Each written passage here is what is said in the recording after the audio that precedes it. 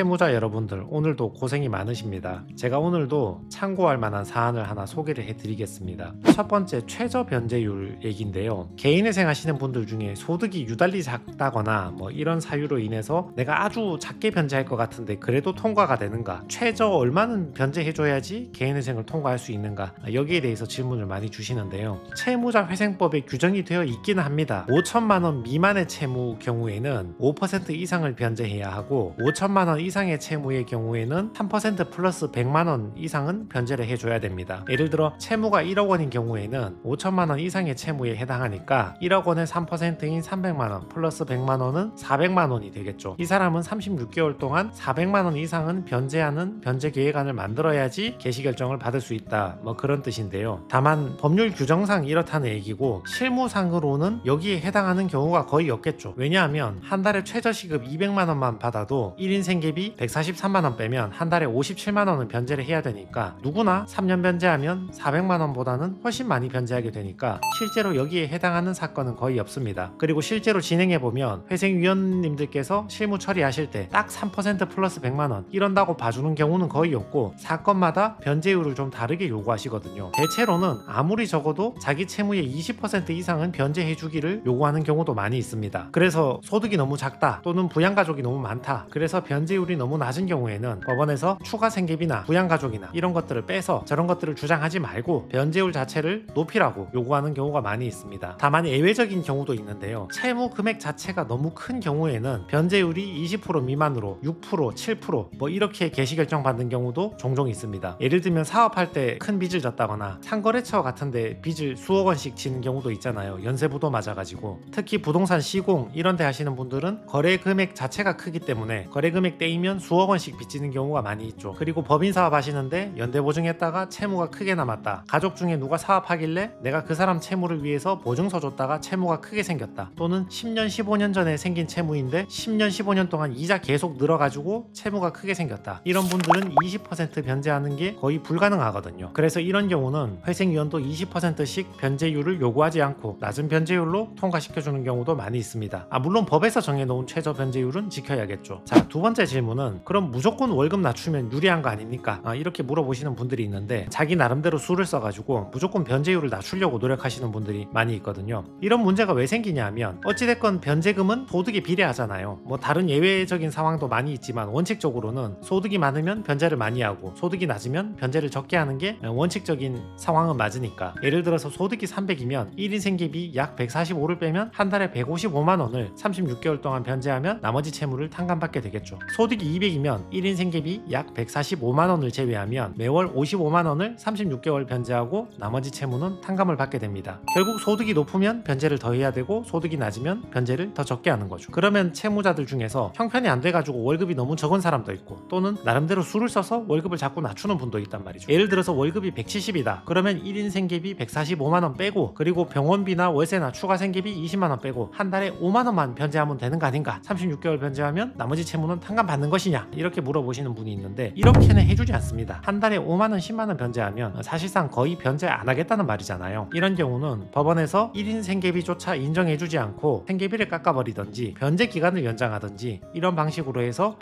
이런 방식으로 변제금을 더 높이라고 합니다. 예를 들면 월급이 170이면 1인 생계비를 딱 100만 원만 인정해주는 거죠. 한 달에 100만 원 갖고 살아라, 그리고 추가 생계비 빼라, 이러면 170 빼기 100은 70만 원 되겠죠. 그것도 36이 아니라 48개월이나 60개월 변제해라, 이런 식으로 변제금을 높여버립니다. 그러니까 무턱대고 월급을 낮춘다고 변제금이 무조건 내려오는 건 아니란 뜻입니다. 특히 그 사람이 건강하고 충분히 일할 수 있는데 자꾸 쓸데없이 월급을 낮추어서 갖고 오면 직업이 없는 게 아닌가, 취직 못 해놓고 취직했다고 이상한 직장 가지고 와서 거짓말하는 게 아닌가, 이런 것들을 의심을 하고 오히려 기각이 될 수 있으니까 이 부분도 주의를 해주셔야 됩니다. 다만 예외적으로 고령자라거나 또는 지병이 있다거나 이런 특별한 사정으로 인해서 내가 제대로 된 월급을 받기가 힘들다, 지금 170주든 180주든 여기도 간신히 붙어서 일하고 있다, 이런 경우는 생계비 약간 감액한다거나 변제기간 약간 늘려서 더 이상 묻지 않고 선처해주고 개시결정 내고 끝내는 경우도 많이 있습니다. 자, 여러분 개인회생 재판 빨리 끝내고 싶잖아요. 재판이 유달리 빨리 끝나는 사람이 있거든요. 한 달, 두 달, 세 달 만에 재판이 끝나는 사람들도 있단 말이죠. 어떤 경우에 그런가? 현재 재산이 없는 사람은 재판이 빨리 끝날 가능성이 높습니다. 왜냐하면 지금 내가 아파트나 빌라를 가지고 있으면 그게 청산 가치가 너무 커서 변제를 더 해라, 그런데 나는 그만한 소득이 없다, 이게 실제로 시세는 그만큼 나가지 않는다, 청산 가치를 줄여달라, 해달라, 감정평가가 필요하다, 감정평가에서 회신 받아내겠다, 뭐 이렇게 입씨름하고 감정평가 받는 절차가 더 들어가야 되고 하면서 기간이 길어지는 경우가 있거든요. 근데 지금 월세 살고 뭐 특별한 재산 한 개도 없다 그러면 여기서 입씨름하거나 주장을 할 필요가 없는 거죠. 그러니까 재판이 빨리 끝나는 겁니다. 그 다음은 과거에 재산 처분한 내역이 없는 사람도 재판이 빨리 끝납니다. 과거에 아파트나 빌라를 팔았다, 토지를 팔았다, 자동차를 팔았다, 이런 사람들은 팔고 받은 돈, 그 돈 어디에 썼는지 사용처를 전부 다 소명을 해야 되잖아요. 법원 입장에서는 있던 부동산은 없어지고 채무를 탕감해달라 하니까 그 부동산 어디 갔는지 행방을 알아봐야 되잖아요. 팔았으면 받은 돈 어디 썼는지, 사치 탕진했는지, 은닉했는지, 가족한테 줘버렸는지 이런 거 확인해야 되니까 재판이 길어지는 거고, 나는 몇 년 전에도 재산이 없었다, 계속 없었다, 이런 분들은 재판이 빨리 끝나겠죠. 사치 탕진 없는 사람도 재판이 빨리 끝납니다. 주식, 코인, 토토 탕진 금액이 얼마냐, 또는 가족이나 지인들한테 이체했거나 편파변제했거나 증여했거나 은닉한 돈이 얼마냐, 이체한 내역은 왜 이체를 했느냐, 이런 것들을 사유를 전부 다 소명을 해야 되잖아요. 청산가치에 제외해달라, 청산가치 줄여달라, 뭐 이런 것들을 소명을 해야 되니까 사치, 탕진, 가족한테 이체 이런 내역이 아예 없는 사람들은 설명할 필요도 없으니까 재판이 빨리 끝나겠죠. 그리고 근로자도 재판이 빨리 끝납니다. 사업자 같은 경우는 소명할 게 많잖아요. 지금 현재 사업장 점포에 매출이 얼마고 매월 나가는 비용이 얼마다, 이게 평균 내면 얼마다, 이런 것들을 다 설명해야 되고, 가지고 있는 보증금이 얼마고 집기 시설 금액이 얼마다, 이런 것들 전부 다 설명해야 되니까 사업자들이 상대적으로 재판이 오래 걸리고, 근로자 같은 경우는 월급 얼마 받는다 이것만 보여주면 되잖아요. 그러니까 재판이 빨리 끝날 수 있죠. 과거에도 사업을 한 적 없고 근로자였다, 이런 분들도 재판이 빨리 끝납니다. 예전에 사업하다가 지금 근로자라고 하더라도 예전에 사업하다 그만뒀으면 법원에서 보정을 통해서 폐업 당시에는 그래도 보증금이 남아 있었을 거 아니냐, 폐업 당시에 집기 시설 비품이 있었을 거 아니냐, 권리금 받았을 거 아니냐, 그거 어디 갔냐, 이런 것들을 전부 확인하기 때문에 예전에도 근로자였고 현재도 근로자다, 이런 분들은 재판이 빨리 끝납니다. 자, 예시를 봅시다. 이분은 전부 생활비 채무입니다. 그냥 나이도 많으신데 힘들게 취업해서 작은 월급 받고 살아가니까 돌려막기를 아무리 해도 빚을 갚을 수가 없다, 버는 돈이 너무 적으니까 돌려막기 하면서 이자까지 내니까 지출이 너무 커져서 계속 채무가 늘어난다, 이런 사유로 개인회생을 하셨던 분입니다. 자, 인천 법원이었는데요, 4월 24일에 신청해서 4월 28일에 금지명령을 받았습니다. 자, 여러분 개인회생 하시면 법원 민사애납금 15만원 내셔야 됩니다. 변호사한테 주는 돈이 아니고요, 이거 법원에 내시는 돈입니다. 15만원 민사애납금 납부를 해야지 재판이 진행이 됩니다. 늦지 않게 신속히 납부해 주세요. 자, 재판 시작하자마자 1년 이내에 빌린 돈 사용처를 소명하시기 바랍니다. 1년 이내에 빌린 돈이란 최근 채무를 의미하는 거죠. 개인회생 곧 할 건데 이미 채무가 많은 상태이고 힘든 상태인데 갑자기 돈을 빌려서 어디에 썼느냐, 특히 최근 개인회생 하기 직전에 빌린 채무에 대해서 법원은 관심이 많습니다.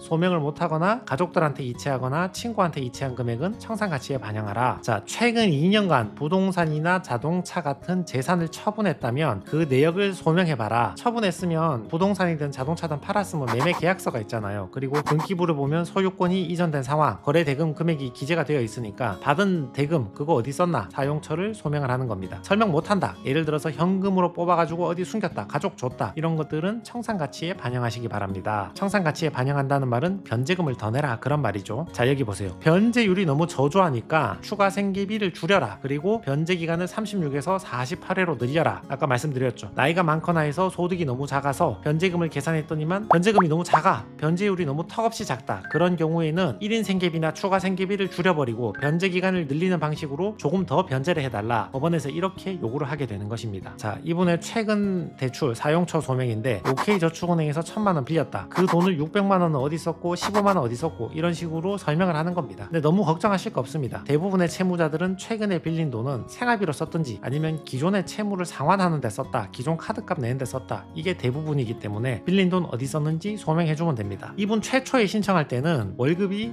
약 195만원인데 1인 생계비하고 추가 생계비 포함해서 173만원 빼고 한 달에 약 21만원 변제하겠다, 36회에서 770만원 변제하고 나머지 탕감해달라, 이렇게 신청을 했거든요. 이 변제 계획안이 자기 채무의 19% 정도를 변제하는 것인데 여기에 대해서 회생위원이 이의를 한 거죠. 이거 너무 적다, 생계비 줄이고 변제기간 늘려가지고 조금 더 변제해달라, 이렇게 요구를 했던 겁니다. 그래서 회생위원 요구하는 대로 195만원 버는데 추가 생계비 20만원만 딱 반영해서 1인 생계비 143에 추가 생계비 20 포함해서 163 빼고 한 달에 31만원 변제하는데, 이것도 작으니까 48로 늘려달라 하니까 48로 늘렸더니 1400만원 변제하고 나머지는 탕감받는 걸로 결정이 되었습니다. 그래서 이 금액이 약 195만원 소득을 버는데 회생위원이 요구한 대로 1인 생계비 143만원에 추가 생계비 20만원 추가해서 163만원을 빼서 한 달에 31만원 변제하는 걸로 작성하였고, 48회로 늘리라니까 36에서 48로 늘렸더니 대략 1,400만 원 변제하고 나머지 탕감받는 걸로 개시 결정을 받았습니다. 법원에서 변제율 높이라 하는 거는 생계비 줄이고 변제기간 늘리라 이런 말이죠. 그게 자기 채무의 37% 변제하고 63% 탕감받고 이자는 전부 다 탕감받는 내용입니다. 그래서 자기 채무액 4천만 원 중에서 1,400 변제하고 나머지 탕감받는 걸로 개시 결정 받았습니다. 인천법원인데 4월 24일에 신청해서 5월 27일에 개시 결정 받았습니다. 이분 나이도 많으시고 월급 받는 게 전부이고 사치 탕진한 내역도 없고 다른 재산도 없고 과거에 재산 처분했던 것도 없고 근로자니까 한 달 만에 개시 결정을 받았습니다.